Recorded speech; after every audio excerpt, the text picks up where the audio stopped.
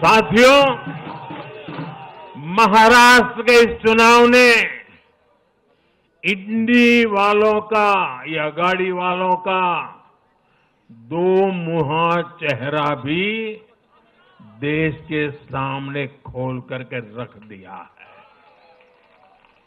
हम सब जानते हैं बाला साहब ठाकरे का इस देश के लिए, समाज के लिए बहुत बड़ा योगदान रहा है।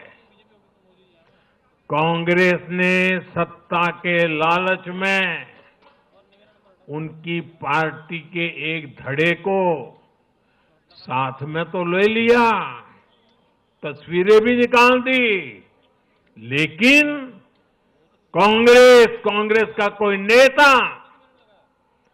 बाला साहब ठाकरे की नीतियों की कभी भी प्रशंसा नहीं कर सकती। और इसलिए मैंने अघाड़ी में कांग्रेस के साथी दलों को चुनौती दी थी कि वो कांग्रेस से बाला साहब ठाकरे की नीतियों की तारीफ में कुछ शब्द जरा बुलवा करके दिखाएं। आज तक वो ये नहीं कर पाए हैं। मैंने दूसरी चुनौती वीर सावरकर जी को लेकर के दी थी। कांग्रेस के नेतृत्व ने लगातार पूरे देश में वीर सावरकर का अपमान किया है, उन्हें गालियां दी है। महाराष्ट्र में वोट पाने के लिए इन लोगों ने टेम्पररी वीर सावरकर जी को जरा टेम्पररी गाली देना उन्होंने बंद किया है। लेकिन वीर सावरकर के तप त्याग के लिए उनके मुंह से एक बार भी सत्य नहीं निकला, और यही इनका दो मुहापन है। ये दिखाता है कि उनकी बातों में कोई दम नहीं है। उनका मकसद सिर्फ और सिर्फ वीर सावरकर को बदनाम करना है। साथियों, भारत की राजनीति में अब कांग्रेस पार्टी परजीवी बनकर रह गई है।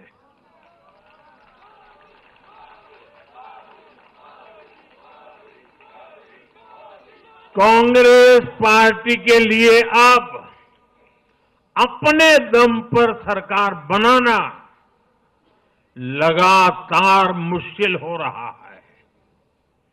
हाल ही के चुनावों में जैसे आंध्र प्रदेश, अरुणाचल प्रदेश, सिक्किम, हरियाणा और आज महाराष्ट्र में उनका सुपड़ा साफ हो गया।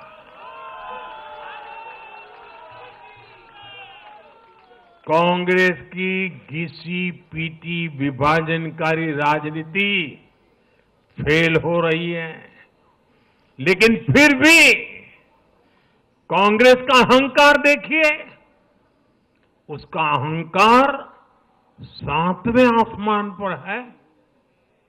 सच्चाई ये है कि कांग्रेस अब एक परजीवी पार्टी बन चुकी है।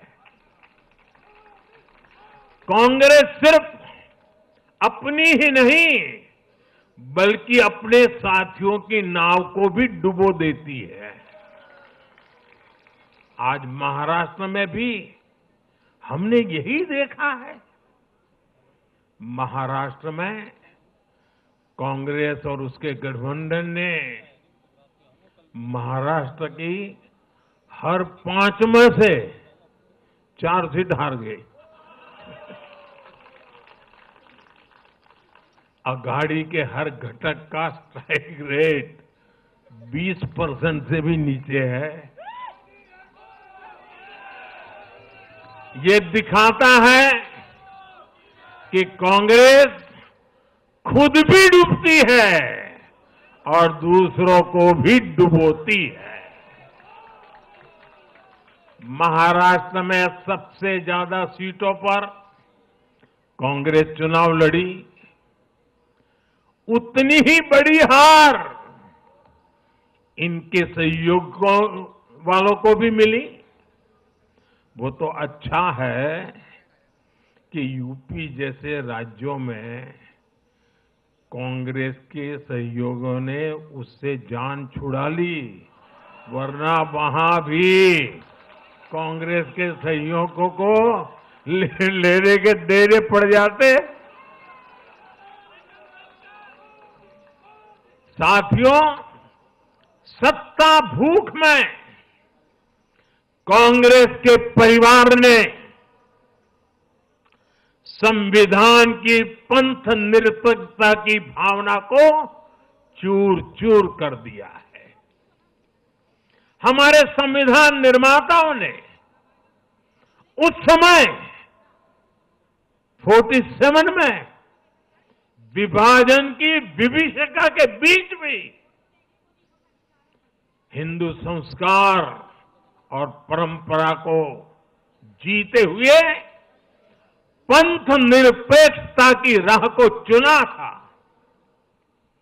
तब देश के महापुरुषों ने संविधान सभा में जो डिबेट की थी, उसमें भी इसके बारे में बहुत विस्तार से चर्चा हुई थी। लेकिन कांग्रेस के इस परिवार ने झूठे सेक्युलरिज्म के नाम पर उस महान परंपरा को तबाह करके रख दिया है। कांग्रेस ने तुष्टीकरण का जो बीज बोया,